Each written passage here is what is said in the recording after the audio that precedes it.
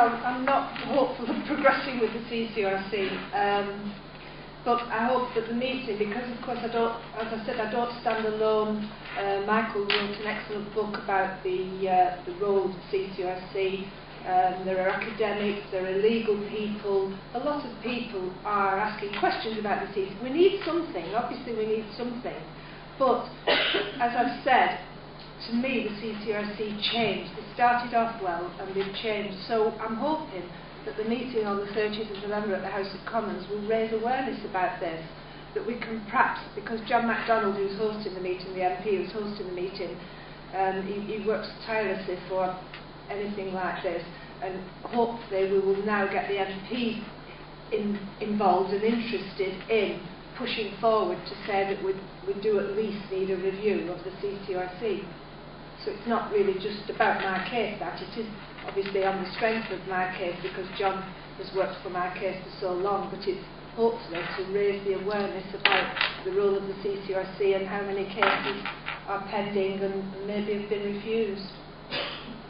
I'm learning myself because I didn't know. I heard from Sue, your CCRC casework actually saw you, met you, Dawn. Dawn did, yeah. She came twice. She came to Durham twice to see me and even brought a commissioner with her. Person I'm concerned with has never ever seen his CCRC investigator. It's all done privately in correspondence. I don't actually know of a lot of people who have met their caseworkers. No.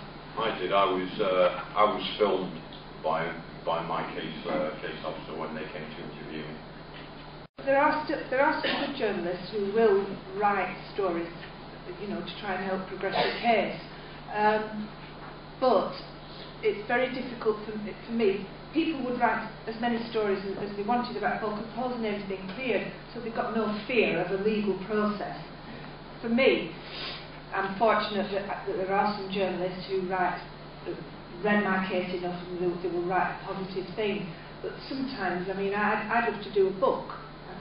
I want to tell my tale, but because I'm still a convicted person, barriers are put up because of that, you know, because I'm saying one thing and then it's not been proven in court what I'm saying. So there is that about it.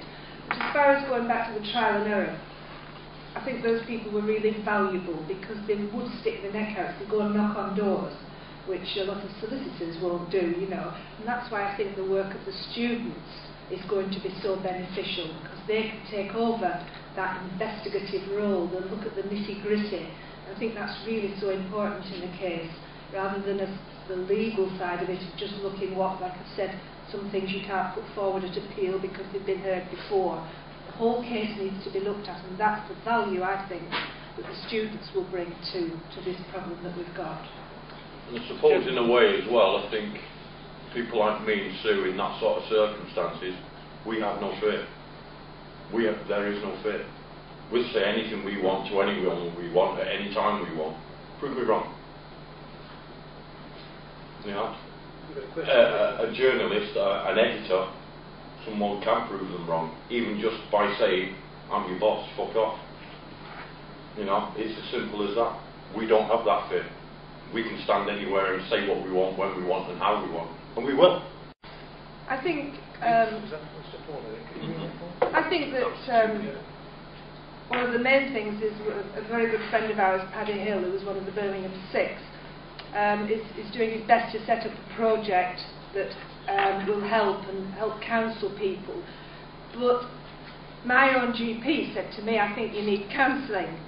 But I'm sorry, I don't see any point in going sitting with someone who's never been to prison and never been wrongly convicted.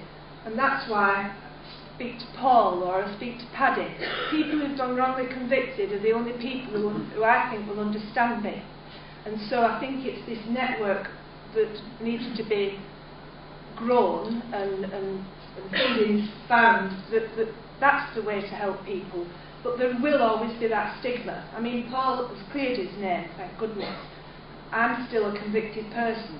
When I came out of prison, I tried to get a job because in prison I went to the gym and did things like that. But then I also tried to use my time constructively as well as fighting the case. I did a degree. So I came out with a BSc in social sciences.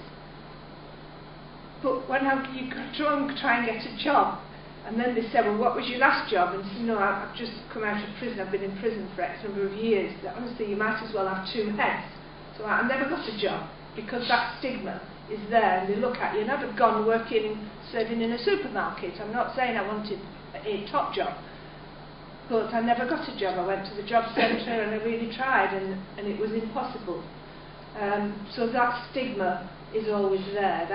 I think that there's a big problem with that there will always be a stigma attached to a wrongly convicted person. And I would also speak out, even for people in prison who were guilty, and maybe just doing, I've met some women doing a really short sentence and coming out, and they've struggled, and no wonder the shoplifters, the drugs, and no wonder that they do a merry-go-round and go back in, because there's nothing for them when they come out. It's really, there is not enough help for people, innocent or guilty, when they come out of prison. And prison doesn't work. We could talk all night on that subject. As far as I'm concerned, prison doesn't work, because it's just an impossible situation to describe in a few minutes. But the courses, they're just there to tick boxes. There isn't enough done to help people. There's so many damaged people in prison. Obviously, I was in the female system, and girls who cut up and self-harm, who've been abused and end up in prison through no fault of their own, and not enough is done. There is nothing. There's mentally ill people in prison, and they shouldn't be in prison, and I could talk all night on that subject as well. And so I think between us, there's got to be some sort of network, but it's got to be people who've been there and experienced it. The only ones, I'm sorry, who understand how I feel. Perhaps Paul and I describe prison slightly differently. And as I say, Paul's an angry person, rightly so. And I haven't got anger in me. I'm not an angry person. Sadly, it's made my children angry. I just put myself wholly into fighting the case, and I think, even though I'm out of prison now and I've gone through some rough times, because I'm still fighting the case, it's still, I often wonder how, and I've often thought about Paul and Paddy, and you see them, and they've won their cases, but when you're fighting your case for year and year and year and year, and then suddenly they say, right, we're clearing your name, and I often wonder how I will feel if, God willing, that happens to me. I get where I clear my name, because when you fight your case, it's in your head 24/7. You don't think about anything else at all. It's there all the time. It lives with you. You eat it, you breathe it, you sleep it. So when you win your case, I don't know how I'll feel, because there'll be a great big chasm there. You've got to throw yourself then into either helping other people win their cases, etc. So no, I've never. Nobody ever convinced me, but when I was in prison, I refused to go to any offence-related work and things like that Paul did, but I also refused to go and see psychologists, because psychology was part of the process. But they'd make me an appointment, and just because I'm me, and as I say, we're all different characters and different people, I would go to the psychologist on the time when I was due to go, and knock on the door and say, come in. I'd say, I've come to tell you that I'm not coming. So they could never write anything down about me saying Susan May refused to come to the appointment. I did go to the appointment, and I quite politely said, I'm sorry, but I'm not coming. She said, no, I'm not coming. I said, because you can't help me and I can't help you. She couldn't help me fight my case, and I certainly wasn't going to give her anything, because as far as I was concerned, I didn't need to see a psychologist. That's how I did my prison, and as I kept myself more or less to myself. And that, I think, relates a lot, and Paul might even think about things like this. But my best time now, and I've got grandchildren, and I'm so glad I'm home to be with them, but fighting my case still comes above everything else. But I can't wait about 7:30 at night, if I'm not babysitting or doing anything else, or seeing my friends or anything. Which, more often than not, I'm in the house at 7:30, and I live alone. And I go, and I don't live in a particularly small house, but everything gets shut down, and I've got a telly in my bedroom, and I go upstairs with a broom, And I can't wait to close my bedroom door and just sit upstairs. To me, that's and that's why I know I'm still institutionalised, because I couldn't wait for that cell door to be banged in at night, and I was away from the wing, and I was on my own, and then I'd be doing the casework, I'd be writing to solicitors, writing to journalists, writing to MPs, writing to whoever I possibly could. And I still do that now. I'm still in touch with a lot of people, I'm still fighting my case, so I go upstairs, and obviously I've got my computer, but that's what I'm still doing from about 7:30 every night. So, and it's my best time when I'm locked in my bedroom on my own, and that's why I know I'm institutionalised.